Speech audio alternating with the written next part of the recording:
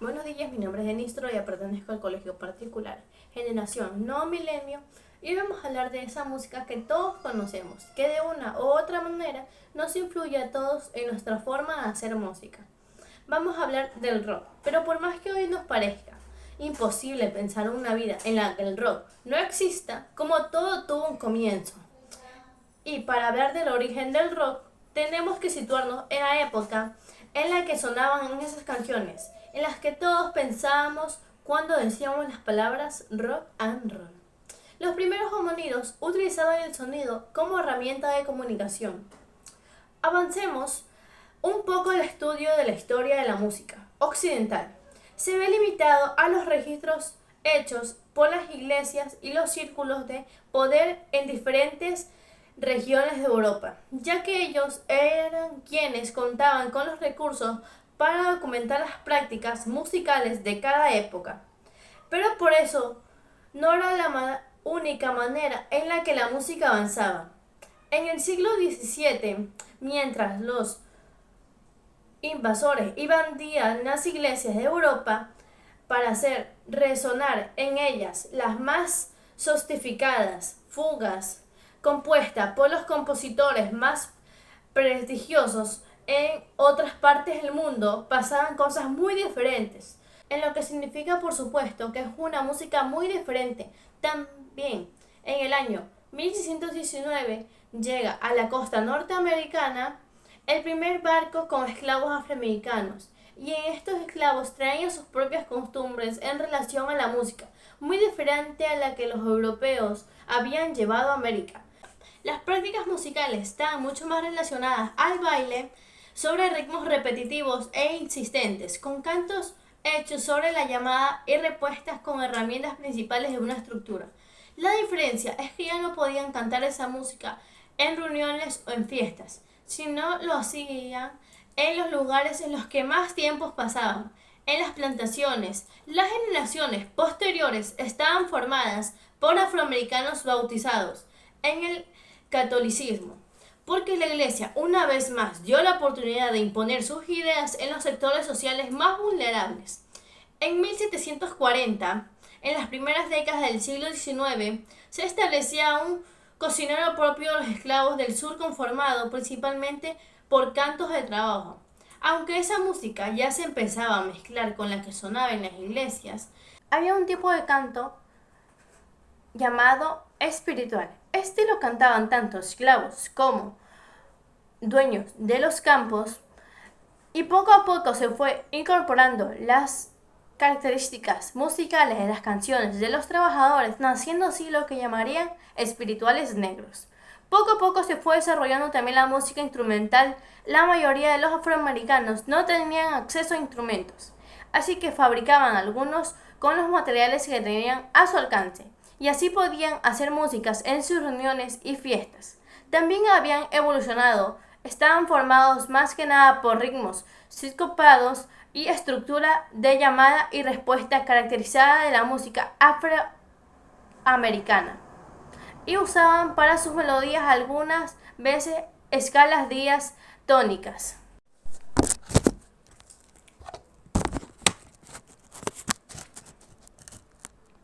Mayormente usaban la escala pentatónica, aunque agregaban en una nota que se llamaba un poco más la atención. Eran las primeras veces que se escuchaba el blow notes, que sería muy característico en el blues del siglo XX. Y ahora si nos acercamos mucho más al sonido del rock and roll al que estamos acostumbrados, el blues siguió evolucionando e incorporando instrumentos. Y si te parece transgeroso que esta música haya sido producida, desarrollada y que haya evolucionado en manos de músicos negros, agárrate cuando te cuente lo que te voy a contar. Porque las primeras grabaciones de blues fueron hechas por mujeres. En 1920, Mimi Six se convirtió en la primera mujer afroamericana en grabar un disco. Hacía más de 30 años en la aparición del rey del rock, quien sea el que para ese título existía. La primera dama del blues de esa canción cantaba acompañada por una banda de jazz, al igual que las otras cantantes de blues de la época de esa década.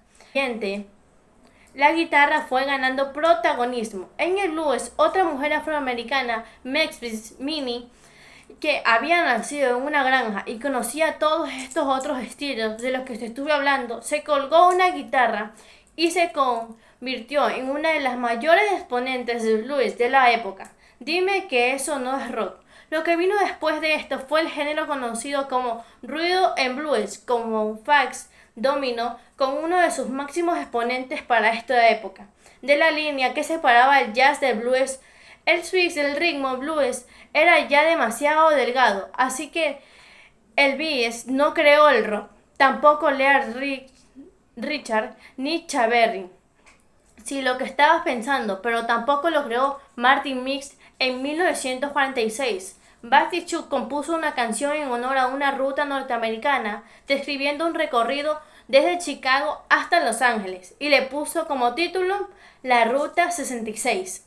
Y acuérdate de esta canción de jazz de 1946, porque nos vas a acompañar por el resto de la historia. Incluso 2 años más tarde, en 1948, Patrick Ward publica su canción Rolling Stone en la década del 60 y va a servir como inspiración a una de las más conocidas bandas de rock. Pero a raíz de esta música había nacido en los cantos de los campos de cosecha y los espirituales de la iglesia se habían alejado en el tiempo de Rox Brandt, que en 1950 publica su canción de Splendor from My Eyes. Decía recordar a sus tíos cantando en los campos mientras se echaban algodón, canciones con letras como Estoy muy cansado, qué alegre estaré cuando caiga el sol. En la anteúltima o en la misma Brown cantó también como algunas canciones pasaban de la iglesia, el club nocturno lo hacía que fuera muy difusa. La línea entre el gospel y el rhythm and blues de Admisiones, esquema de Cruz y también de la tienda Nike, la mamá de 7000 y Tina Turner recuerda haber trabajado ella misma en la cosecha de algodón cuando era niña. La misma escuela afroamericana en la que estudió Turner al oeste del río Mississippi había estudiado Chuck Berry, quien en 1955 lanza su primer sencillo de Richard. Ya era muy conocido en el ambiente del rhythm and blues. Era muy difícil que sus canciones llegaran a las emisoras de radio sin pasar antes por un filtro, y ese filtro consistía en adaptarla, bajando quizás un poco la energía, aunque lo más importante era que fuera cantada por alguien blanco.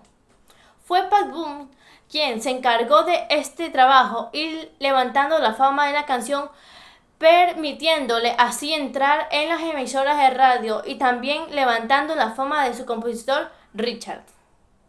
Un año más tarde, Chuck Berry publicó su sencillo de rock and roll y ese mismo año, en 1957, Buck dijo graba su primer álbum de estudio. Del año siguiente sería grabada por la banda de Cuatro y Men, que quizás son muy sonadas y muy conocidos, pero fue la banda conformada por John Lennon quien incorporó a Paul McCartney y a George Harrison, que en un tiempo después se transformaría en The Beatles.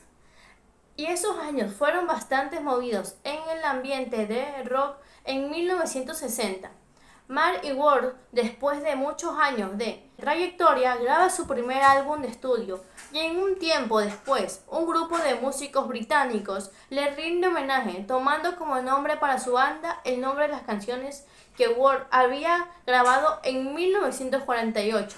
Rolling Stone, y se acuerdan de la música que les dijo que tuvieran en mente Ruta 66. Bueno, en el año 1961, Chuck Berry graba una versión de esa canción pero adaptada a la nueva época. En 1962, los Wellington dan su primer concierto oficial y los Temblers publican su primer sencillo, Lo Admito. En 1964, pero graban una versión de Love Flag, sale la canción de Little Richard, había grabado en el 56, y los Rolling Stones ese mismo año sacan su primer disco oficial. Habían nacido dos grandes leyendas del rock, que iban a influenciar a todo lo que viniera después en lo que yo llamo la evolución del rock. Ese primer disco, el de Rolling Stone, incluye una nueva versión en la que se convierte en un clásico del rock. Esa canción grabada por primera vez con una canción de jazz en 1946 llamada Ruta 66.